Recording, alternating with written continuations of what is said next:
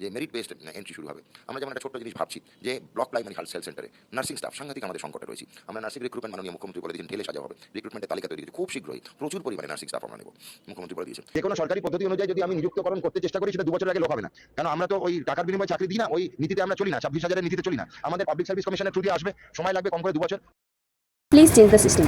ডব্লিউবিজেইবি প্রতি বছর ANM GNM পরীক্ষা নিচ্ছে, যেখানে এএনএমরা 2 বছর কোর্স করার পরে সরাসরি জব পাচ্ছে, তাহলে জিএনএমরা 3 বছর কোর্স করার পরে কেন জব পাবে না? আমরাও ডব্লিউবিজেইবি পরীক্ষা দিয়ে জিএনএম কোর্স পেয়েছি, তাহলে আমরা আমাদের যোগ্য সম্মান কেন পাচ্ছি না? আমাদের যোগ্য সম্মান দিতে হবে 2 বছর পর নয়, প্রতি বছর ডব্লিউবিজেইবি যেমন এএনএম জিএনএম এন্ট্রান্স এক্সাম নিচ্ছে তেমন জিএনএম রিক্রুটমেন্টও করতে হবে। Please change the system of nurse recruitment. Every year recruitment. WBJEE দিয়ে এএনএমরা 2 ইয়ার্স কোর্স করার পর যদি ডাইরেক্ট রিক্রুটমেন্ট হতে পারে, সেই WBJEE দিয়ে জিএনএমরা 3 ইয়ার্স কোর্স করার পর তাহলে কেন রিক্রুটমেন্ট হবে না? আমরা পরীক্ষা দিয়ে কোয়ালিফাই হয়েছি, তাই আমরা গভর্নমেন্ট এনটিএসএ পেয়েছি, তাহলে আমাদের রিক্রুটমেন্ট কেন হবে না? আমরা কি তাহলে গভর্নমেন্ট থেকে পরীক্ষা দিয়ে কোয়ালিফাই করে প্রাইভেটে বিনা পারিশ্রমিকে 12 ঘন্টা কাজ করবো, 2,000 টাকায় বিনা পারিশ্রমিকে কাজ করবো? যেখানে একটা আশাকর্মী 8 পাসে 10,000 টাকা স্যালারি পায়, সেখানে আমরা প্রাইভেট হসপিটালে 2,000 টাকা দিয়ে করবো? তাহলে 3 বছর জিএনএম পড়া তাহলে কোনো কাজই নেই, তাহলে এনটিএস গুলো আছে কিসের? যখন পর্যাপ্ত ভ্যাকেন্সি নেই গভর্নমেন্টের হাতে, তাহলে WBJEE-তে এত সিট অ্যালট হচ্ছে কেন? প্রতি বছর পরীক্ষা নেওয়ার মানেটা কি, যখন রিক্রুটমেন্ট আমরা দিতেই পারবে না? 2 বছর বসিয়ে রাখার জন্য পড়াশোনা করে?